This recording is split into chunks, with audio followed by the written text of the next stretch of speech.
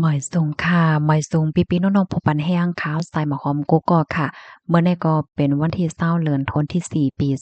2025ในตอนรายการเฮาค่ะตอนในที่อ่อนเอาปีๆน้องๆเฮาค่ะมาถ่อมด้วยข่าวง้าวอันนี้ก็มีก้นกว่าเอาน้ำตีน้ำหมอทอดแมดมากินเฮาก็เอาเป็นตั้งเป็นฮาวแห้งเนี่ยค่ะแทงตอนนึงได้แต่ก็อยู่ที่ผู้ลงเรียนฝ่ายป้ายอยู่ลีเขาเลยออกมาปันตั้งฮู้เกี่ยวกับเลยลองนำอันที่เฮาค่ะยุ่มยำว่าเป็นน้ำทอดแมด เพราะว่าเฮาค่ะเอามากินเนี่ยจึงจอกมันเต็มมีพ่นหลีตอนตาเฮาค่ะติอันว่านั่นค่ะเต็มมีอยู่2ตอนค่ะเนาะอ่อนตั้งเปิ้นได้แต่ก็เข้ามาถ่อมข่าวงาวอ่อนตั้งค่ะค่ะอันนี้ก็ตั้งฝ่ายผู้มีปนพรเขาเนี่ยค่ะเนาะก็เลยรับรู้ว่า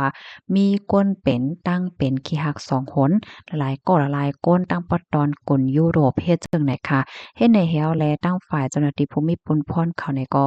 ไต่เงินเงามันค่ะเนาะว่าลองตั้งมันเป็นจึงหือมีจึงหือเฮ็ดไหนค่ะ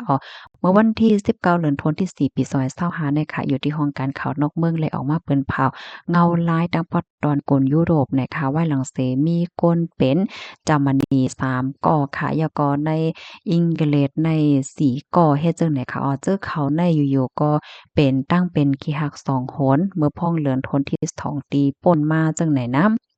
กำในหมอเขาเนี่ยก็ไล่ทักทาค่ะเนาะว่า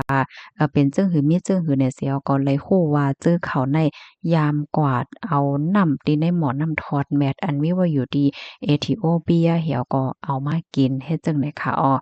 มันก็ในเขาเนี่ยก็กว่าเยี่ยมด้วยค่ะเนาะมันเรียบได้เป็นหม้อน้ำทอดแมดจื้อเสียงใหญ่คือก็โฮยาวค่ะนะจื้อมันในที่ก็ฮ้องว่าเบอร์เมล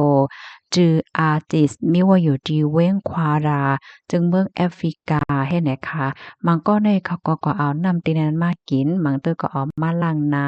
จำหนังมีลองตั้งยุ่มยำว่าได้เฮ็ดให้อยู่หลีกินหวานช่วยยดยาย่อกะตั้งเป็นเฮ็ดจั่งใดค่ะจั่งนั้นหนังเก่านะคะก้นแอวแหลอันที่เขาเป็นอ m โยลีในก็เขาก็เลยออกข้าวตั้งกว่าเขาถึงตีนันสีกว่าเอาน้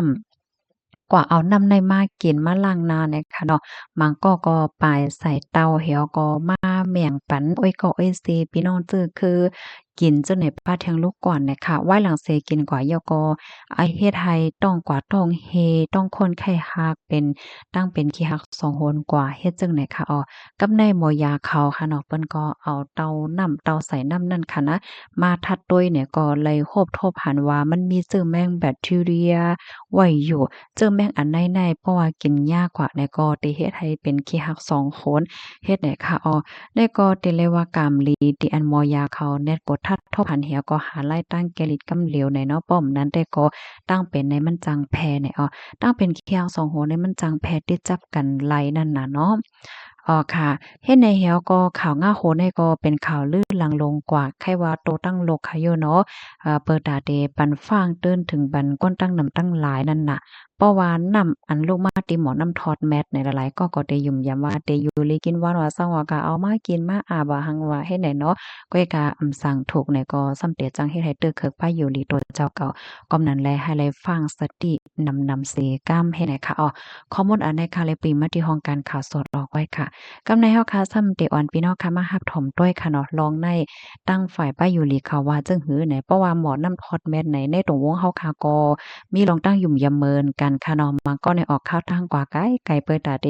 กว่าเอาน้ำทอดน้ำแมดหน่อยเจ้าไหนค่ะเนาะยุ่มยามว่าเตเฮ็ดให้ยดยาตั้งเป็นแลอยู่หลีกินหวานเนาะสังว่าเจ้าไหนเนี่ยค่ะ เกี่ยวกับไปลองในกาตั้งโครงการฝ่ายป้ายอยู่ลีดที่ในเมืองจึงไทยค่ะเนาะก็ฟ้างเติ้นถึงปันก้นวันก้นเมืองที่อันมีลองตั้งหยุ่มหยำลองนำทอดแมดเสียวก็เอานำทอดแมดหลายๆตีเนาะอำว่าได้เป็นจ้อมทำว่าจ้อมงาพินว่าเจ้อไนายเนาะเอามากินเอามาอาบเฮ็ดให้ค่ะเปอย้อนเปอยุ่มยำว่าเตจอยรักษาตั้งเป็นว่าสังว่าเจ้อไนายเนี่ยนะก้อยกะว่ามันเต็มใจจึงนั้นเฮมันเตจังเฮ็ดให้สู่เจ้านั่นเตื้ออำอยู่ลีเลอเสนั่นยาวเฮ็ดจังไหนค่ะก็เปิ้นหังในย้อนประวานนำที่อันเฮาค่ะเอามานั่นค่ะเนาะมันมดไสเนี่ยค่ะมีแมงสังหลายในมันเฮาค่ะเนี่ยก็โพเนี่ยค่ะก็นั่นแหละถูกเลเอามากินลาล้ามันเตจังตื้อคึกต่อไปอยู่ลีตัวเจ้าก็เตไล่รับเจอแมงแบคทีเรียป้าเจมสารพิษสารก้องจังไหนในเข้ากว่าในโตในคิงเฮ็ดจังไหนค่ะบ่ยาเสิร์ฟลาเทียงว่า การที่เฮาคากว่าเอาน้ำตีอันปอออกมาเนาะว่าติเป็นในแก่หมากหินในงับหมากหินในทำว่าเนอจิกร้อยว่าเจ้าไหนเนาะย้อนเปิ้นเฮายุ่มยำว่าน้ำในมันเป็นน้ำทอดน้ำแมดเนาะเพราะว่าเอามาแล้วก็เอากว่ากินเอากว่าอาบเปิ้นตายดยายุ่มยำว่าได้ยดยาตั้งเป็นอันนั้นอันในแน่บ่อยากเขาแต่ก็แนะนำว่าถูกลีเฮ็ดสิอีดไหนอ้อ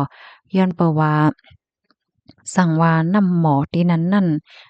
ไปมีเจ้าหน้าที่เขามาทัดโดยแตกๆแรงๆว่ามันหลอดเพไหนอย่าไปลาลีเอากว่ากินน่ะค่ะบางเปิ้นตีใน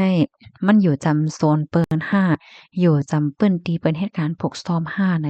เปิ้นได้มีลงสิทธิ์ยาฆ่ามวงแมงว่าสังว่าเจ้าน่ะเหแลอันเป็นสารก้องเจ้าไหนๆจางพงลงจูนะ นำไลเฮ็ดให้ออกกำนั้นแหละอันนี้ก็แลสัตติป้าเห็นแลในหมอนำในออลอกนำนั่นมันมีเมียงหังละหลายก็โฮเนาะเพราะว่าเจ้าเก่าเอามากินไหนเดี๋ยวจังเฮ็ดให้เจ้าเก่านั่นเป็นต้องกว่าต้องเฮคิๆฮักๆเป็นขี้ฮักสองคนพอเอามาอาบก็ได้เฮ็ดให้ตึกเคิกผิวเนื้อผิวหนังตัวเจ้าเก่าไล่เฮ็ดให้อ้อเนาะก็ให้ฟังสติกันนำข้อมูลในคาลิปีมาดี ของการฝ่ายป้ายอยู่หลีเมืองไทยและเตรียมต่างปันฟังไว้หนังไหนเนี่ยค่ะในตอนในค่ะเนาะตั้งหันถึงส่วนตัวค่ะอันที่ใครปันตั้งใครใจพี่น้องค่ะได้ประวันน้ำทอดน้ำแมทเนี่ยจึงแน่นอนค่ะเนาะพี่ๆน้องๆเฮาค่ะเนี่ยก็เตยุ่มย้ำน่ะค่ะเนาะเพราะว่ากว่าฮอดถึงจิก105ก็ฮอดถึงเต้นไหลตั้งไหลเส็มว่าก็น้ำทอดน้ำแมทแล้วก็เด็ดใส่เตาเสียวและเอาออกมาปอกหอปอกเคิน เฮ็ดให้น้อย้อนไปยุ่มย้ำว่าเพราะว่าเอามาเหย้านี่มันสิเฮ็ดให้อยู่หรือกินหวานย่อก็ตั้งเป็นหายได้จั่งใดนั่นค่ะนะอันคักให้ปันดังใครจะได้เอามาไล่ค่ะจำหนังตั้งยุ่มย้ำในเนาะให้เฮาบ่เลยเซอใจนั่นค่ะน่ะก้อยกะว่าไข่ปันตั้งแนะนำแต่อย่าไปกินนะอย่าไปกินล่าๆค่ะเฮาคาโลเอามาต้าก้อยเนี่ยค่ะเนาะเพราะว่าต้าเนี่ยก็โหลไลต้าอิดๆจังนั้นก้อยให้ได้นั่นน่ะเนาะเพราะว่าเฮาคัดต้าตั้งนอกได้ก็มันเต็มเตื้อคึก ข้าวกำซื้อเนาะเพราะเขากินข้าวกว่าได้แน่นอนนะมันเข้ากว่าจู้เครื่องอังกาตัวเคียงตั้งในข้าวคามสังถกมันจังเป็นเพเนี่ยค่ะเนาะออกค่ะแค่ปันตั้งใครใจจังหนังในยินจมกูกอกค่ะหนังหือพี่น้องเฮาค่ะเนาะปอทอไม่เกเฮาค่ะกูดีกูดังที่เลยฮับถอมเลยฮับพบกันนำนั่นจอยกันสะปืนแพแชร์กว่าเสกรรมค่ะยินจมใหญ่นำค่ะอ้อหมอยซุงค่ะ